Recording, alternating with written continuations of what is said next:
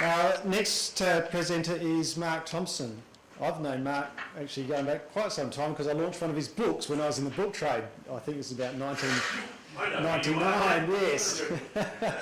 So Mark is known for his backyard, what is it, Blokes and Sheds? Yeah. I'm sure this is going back a while, isn't it? Yeah, Still exists. It's a, what do you call it? Institute of Backyard Studies. The Institute of Backyard Studies. So I won't hold up anymore. Yeah. So Mark, please take it on. Yeah.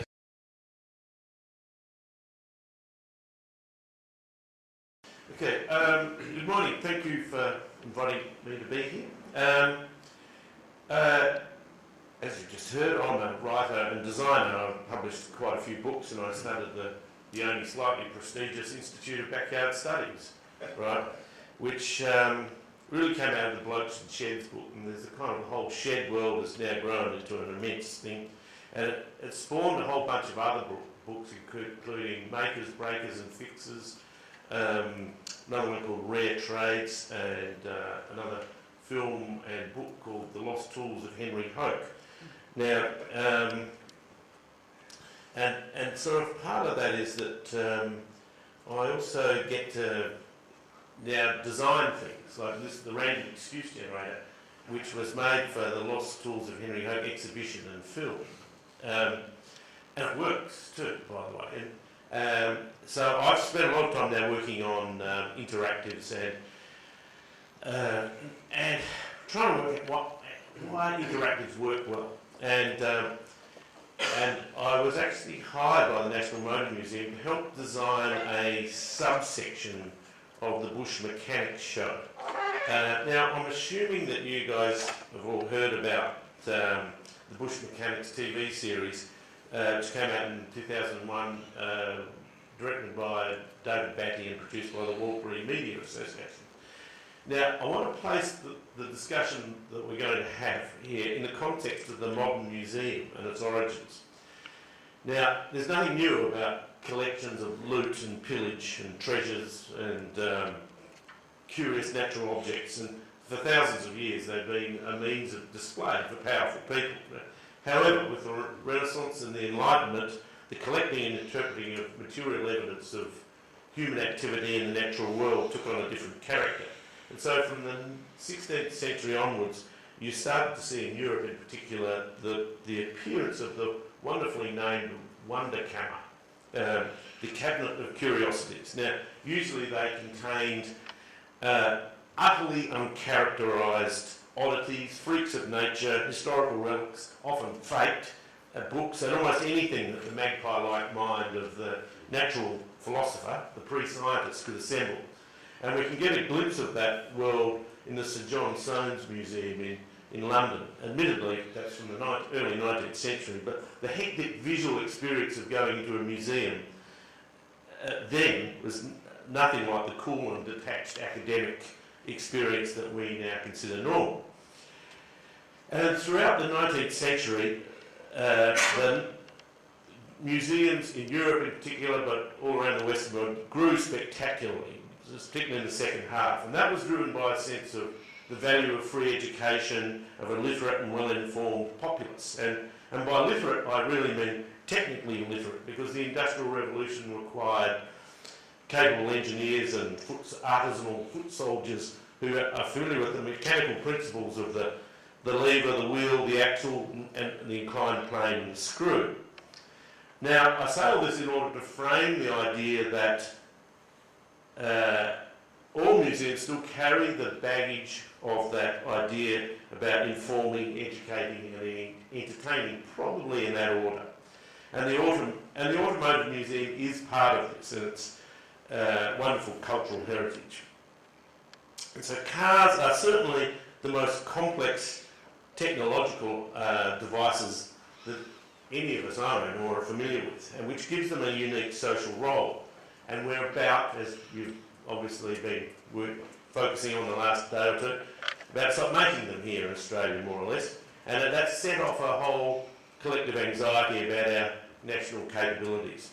Now, that sense of concern is mirrored in other areas of technological manufacture and in science, so much so that the STEM subjects, science, technology, engineering, maths, seem to be losing their hold on the imaginations of young people. And people are simply not bothering to actually have an interest in subjects and appear to be have lost a sense of curiosity about how things work. And they live in the world of screens where gossip is now the highest possible currency, right? So we seem to be becoming technically and scientifically illiterate. So there's now STEM task forces, I'm sure there'd be people in this room who are closely involved with this. So there's high-powered committees meet and stroke their chins, and theories are advanced and curriculum studies cranked up. I've got to say, by and large, I keep a close eye on this because through the sort of work I end up doing, they aren't working, actually, by and large. And it's not surprising that that original view of museums as educators can be expected to take a role. And there's certainly some really interesting possibilities for automotive museums in that world. Now, the unique history of museums and galleries I referred to has created a sort of implicit social expectation of hushed reverence and a sense of polite contemplation. That's all very fine, but as you all well know, a car is a dynamic creation whose best work is expressed in movement. And this is kind of related to what you're saying, in speed and sound and moving parts on the open road. And in some ways, it struck me working in the Motor Museum in Birdwood that there's a sense that the car in a museum is a kind of a neutered object. However, what was interesting working there is that the memories and experiences that car prompted. And I was struck by listening to those conversations how rich and complex some of those experiences were, not just of driving, but of the things that people did to maintain, to repair, to tinker with and alter a car. Now they were hands-on experiences that were classic examples of embodied learning, where the enacting of knowledge and concepts through the activity through mind, hand and the whole body is a powerful source of learning. And that was reinforced for me working in the Motor Museum in the workshop where I was building some of the display stuff. Because down the other end of the workshop was Nigel the car whisperer. Right now, he was working on getting some of the more obscure cars in the museum's collection going, and I couldn't see him, but I could hear him. Right, he was 20 yards away, and obscured by barriers and so forth.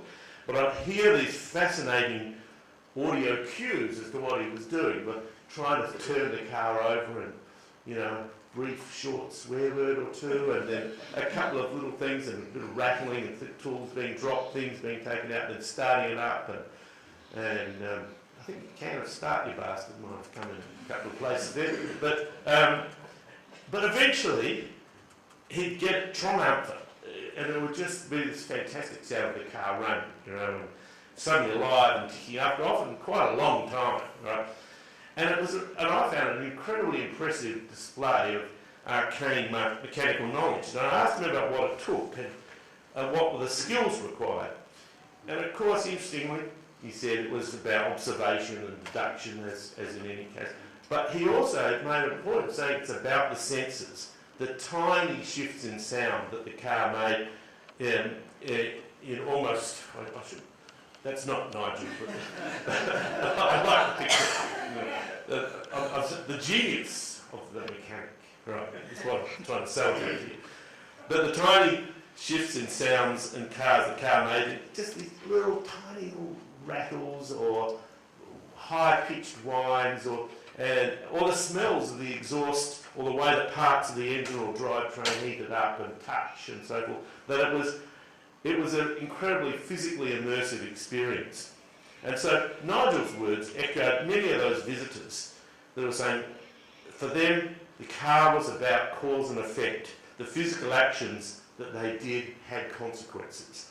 And I had a sense of talking to some of those people that this was a hugely motivating aspect in what they did in their career, passion and choice. I was also conscious that there was a vast sort of bank of unused intellectual skill, you know, and knowledge out there that we simply weren't harnessing. And that's been playing on my mind, but that is an asset, a huge national asset. Getting there, not long. Okay. So, to me, as a designer and maker of interactives, that physical action aspect is really vital, because it is a really important entry point for that STEM world, especially the T, the technology, the E, engineering part of it. So in considering the creation of interactives for the Bush Mechanics exhibition, a really interesting dilemma arose. How can we provide authentic and meaningful physical visitor experiences that gave real insight into the Bush Mechanics world? Now, when Bush Mechanics came out in 2001, it depicted an automotive culture that was exuberant, indigenous, and more or less completely unknown to most Australians. Among other things, it revealed a uniquely resourceful approach to technology and problem solving that was well outside most people's experience. I mean, probably for you as lovers of the form of motor car, totally appalling things to do to cars, but there was a sense of resourcefulness and actually what I thought was joy in doing and survival there that was incredibly impressive, and it was hugely appreciated, and the word bush mechanic instantly became a part of our cultural lexicon. And so those bush mechanics worked in the technology of isolation, and time and place had very different roles in people's lives. Now, there's a problem in replicating or providing insights into that experience for museum visitors, because of a whole lot of things that are very difficult to fit into a museum exhibition. Partly there's much of the problem-solving culture was hands-on stuff that was willing to take those very drastic steps, and it also entailed a view that could see the fundamental properties of objects in multiple ways, like spin effects, grass as a substitute for air and tyres, or replacing a windscreen wiper water pumpers for a broken fuel pump. Now, that hands-on element, and my kind of work in designing interactives has proved to me that that's deeply important to a kind of cognitive flexibility that entails using tools and materials not easily adapted to routine exhibition display. They were possibly dangerous, they were dirty, they were uncomfortable, or sometimes difficult to source, right?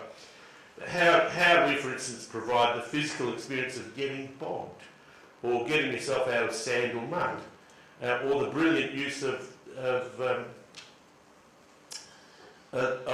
wire, pliers and the Cobb and Co hitch, right, as a problem-solving device to repair a broken car part. Again, referring back to the need for STEM experiences, those sort of problem-solving activities are great kinesthetic learning experiences where physical movement primes mental constructs.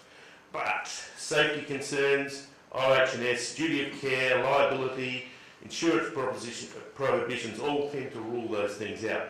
Time is another factor. Many of the solutions in the television series entail lengthy, thoughtful and patient adaptation.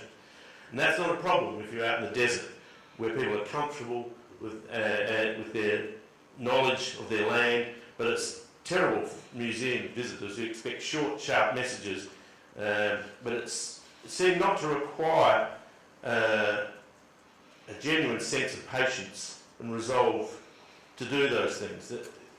The bush mechanics never gave up, and not recognising that, not trying to embody that in the display, somehow seemed to me to be dishonouring that cultural tradition. Lastly, the oversight of exhibition spaces, or to be more correct, the non-oversight of exhibition space, is a factor in all this. It's obviously something that requires no oversight, is an easier exhibition to run, and that's the way that design solutions with minimal maintenance win out over those requiring checking, supervision, replacement of parts. All these factors, time, safety, reliability and more, So we were trying to provide an experience that was actually outside the parameters surrounding museum practices. The irony is that for many automotive museum visitors, the repair mindset, deeply embedded within automotive culture, and that's whether it's white fella or Indigenous, is amongst its most treasured values, and it's also a really important cultural meeting point between black and white, which is really an interesting thing to try and incorporate into what we're doing. So we're trying to give people a meaningful insight and a meaningful experience into that bush mechanic culture. And so after running through a wide range of things, we came up with two things. One was a slot car that ran through bush and mimicked some of the conditions facing driving on rough bush tracks. The second was a bush mechanics version of the racing car simulator that usually featured driving a car on a high-speed racing circuit. Neither actually involved racing, which was an interesting difference in itself. Just getting through the circuit was enough. So the bush slot car entailed building a most unconventional track, nothing like the usual track, which is either dead straight or goes through a series of 30-degree turns and runs on a dead flat surface. We want to mimic the trials and tribulations of a bush driving experience, allow for the game to participants to alter, to tweak things, to actually do those things. Now, getting this entailed a fair bit of research in the fascinating world of slot cars, which turns out to be a lot bigger than I expected. And the experts within that domain offered a wide range of interesting opinions, some helpful, some not.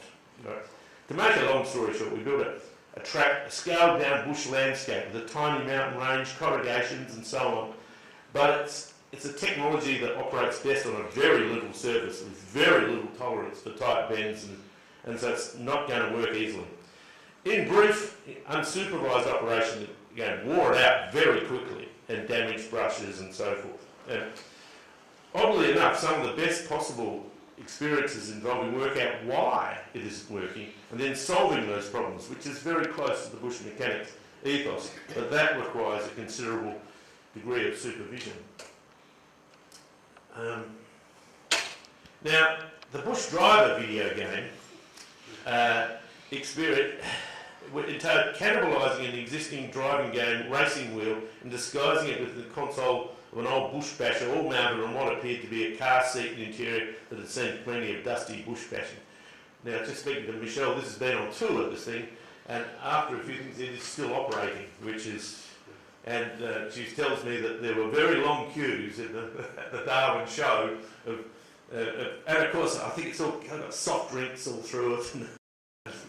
And probably got, if it's anything like all the other interactives, it's got lolly papers inside it and all sorts of stuff.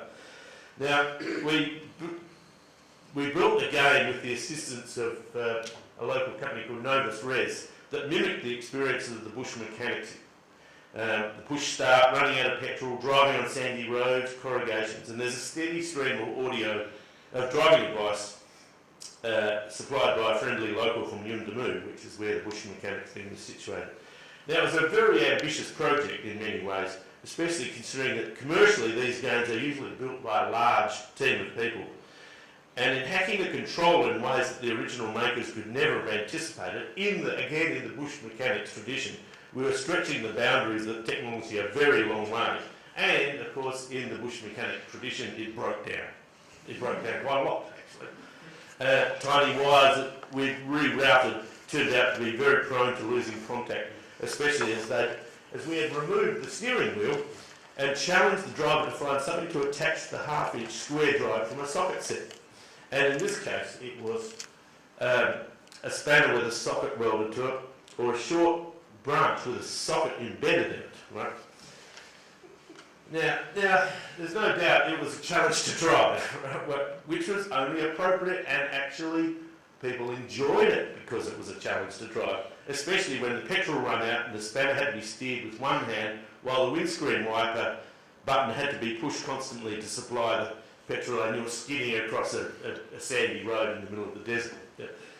There are lots of breakdowns, and in the interest of reliability, another brand spanking new steering wheel was fitted.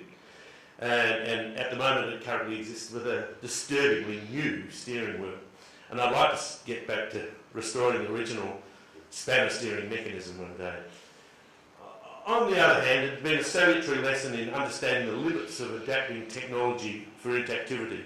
But it's also an interesting task attempting to authentically convey experiences that fall outside the lives of most museum visitors, and to actually explain the creative joy in the bush mechanics world. And it seems that we can describe, but not so easily create the experience of the brilliance of that resilient resourcefulness that's at the heart of their world. And because, as we heard from the Mayor earlier on, all technology is changing rapidly.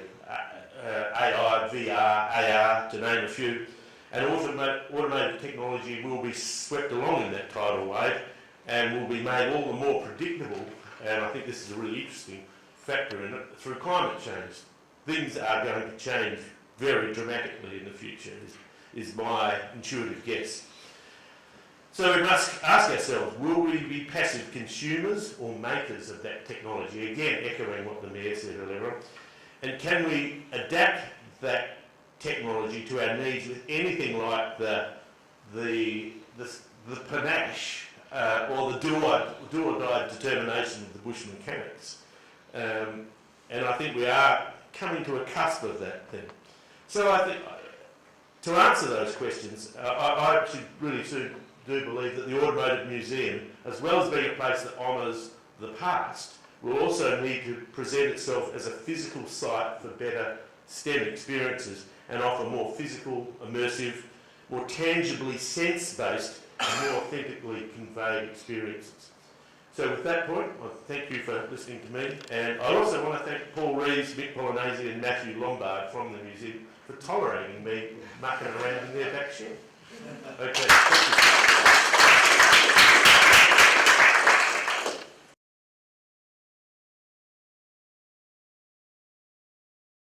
Thank you, Mark. Interesting, I'm in the School of Humanities here at the University of Adelaide, and I've got a firm believer of STEAM. Here we Where go. a little bit of arts funding might be nice. But what you've shown here is a whole creative process. You've got something, a problem to resolve, and that's resolved through creativity. And that creativity is not just sitting down and learning how things work. You have to work out a solution through it. And I think they can work. They work hand in hand. Now that's my rant. Any questions? Gee, that's good. Yes. I better ask something. Okay. No. It was just terrific listening to you, Mark. Thank you for your talk. I think most of us have probably spent a lot of time thinking, when we've been wandering through exhibits of old cars, you know, how could this be made more interesting than walking up and down a line of old vehicles? You know, and I think Darryl mentioned earlier about how the powerhouse didn't have a rope, you know, for instance. Even that starts to make it a little more interactive because there's no physical barrier between the person and the object. One of the things that really was the inspiration for starting this organisation, as most of us would be aware, was the Shifting Gear exhibition at the National Gallery in Victoria, and presenting vehicles as art objects in a very different way made it a more interactive experience for people, I think. Most of the cars were on pedestals and at different angles, and people could see underneath them and do more. And again, it was a more immersive experience. So I suppose trying to wind up towards a question is how we try and promote the notion amongst all of the people and institutions that are collecting and exhibiting vehicles, about how we try and make the experience a real one for people is, I think, one of the objects of why this organisation exists, and it's an ongoing process and an issue for all of us, but it also relates, I suppose, to some of the things that Andrew was talking about earlier, about if the objects in museums are not able to be run and driven, then it makes it even more important that we're creative about how we give people an experience that means something to them. In a world where a lot of the problems, I think, that you started off with relate to the lack of reality. You know, that how something works is no longer really what people are doing. It's all about looking at something on a screen. And how then do you think we give people the opportunity to use the way they live now with screen-based information? How do we relate that to real objects?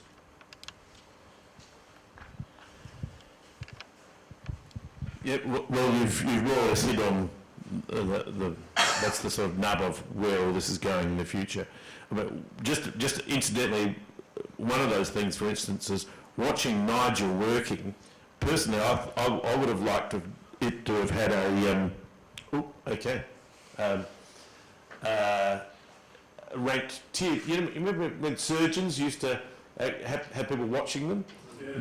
Watching Nigel work was he could have. He's a very articulate describer of what his processes are, and you could have easily had quite a crowd of people there standing around watching him solve this, intractable problem and all the things he went through. Right? And so there was a really interesting opportunity. We actually made jokes about making an interactive that was just purely about listening really carefully to the sounds of things, like adding harmonics to the sound of a gearbox, and what does this problem sound like? What does that do? And so it was really about just sharpening senses and actually celebrating senses, and that being a really, really powerfully integrated policy within how a museum is run. That it actually is, people walk out of it knowing that they have experienced that museum across all their senses. Right? The other thing is that all those people have, all museums have a big community attached to them that is often not institutionally integrated into those museums. There is, between all you people, you would know thousands probably of interesting people with mechanical capacities and making capacities, people who do scroll work on old cars. I know Brian Tanti at the Fox Motor Museum, he's a fantastic worker. He is in a book I did. And they are rich communities of knowledge waiting to be harnessed if the organisations can learn and comfortably integrate them into and welcome those people into what they do. Right? The other thing is that augmented reality is going to grow spectacularly. Novus Res, the people who made our video game, I had a go at some of their augmented virtual reality stuff, and it is utterly addictive, I can tell you, but hasn't quite got to the smell thing yet, but that's not long. There'll be a little plug in the back of your brain for that one. But so to answer your question, there are huge possibilities, but we need to change the institutions of museums around quite a bit to go to the trouble of working their way into those fine-grained networks of knowledge and skill. So that's my answer to the question.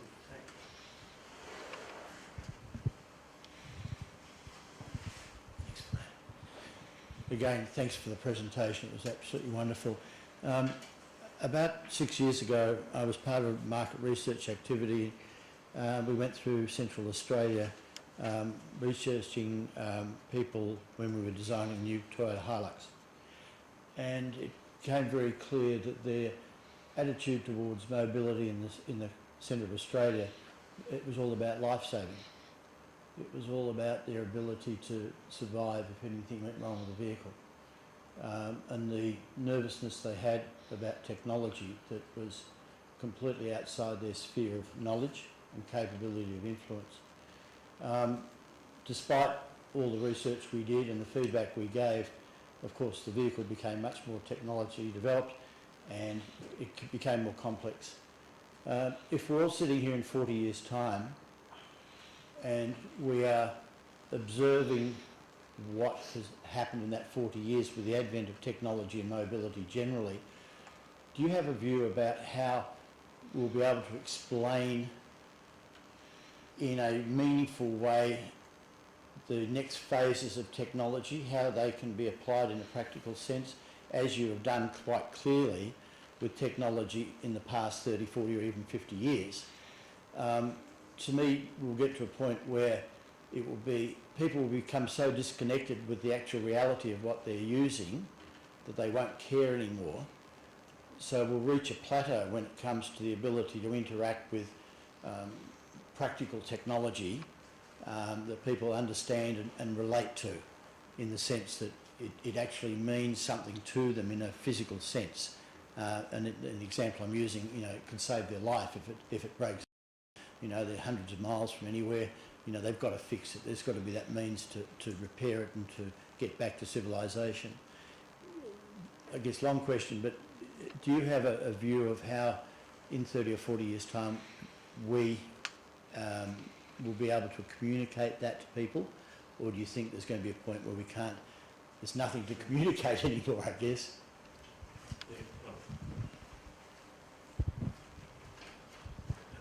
That's a great question. I can't even make the microphone work properly.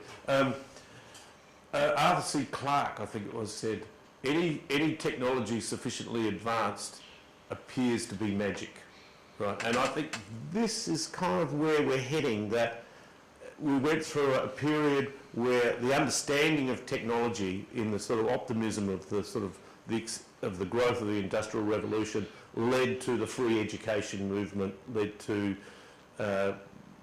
you know, TAFE, just think of TAFE. You know, that has got a very honourable history of from workers wanting to improve, pull themselves up by the bootstraps, right? But what we seem to be heading for is that there will be arcane holders of secret knowledge and a bunch of other people who just use technology, and when it stops working, and those kids using phones don't need to know how it works. They just need to know that it helps wonderfully with gossip, right? And it's about establishing, and it's a tool for establishing social relationships. So the need to know about how physically something works is no longer important. You know, you get in the car and mostly it starts, right? And then you when it doesn't, you call a man with black knowledge, secret knowledge, you know, and hope he doesn't charge you much. You know? So and I can't see anything changing that trend. You know, interestingly, working with some of the people I've been building apps with for various other projects, it's actually really hard, just like Michelle earlier on, it's really hard to talk to them.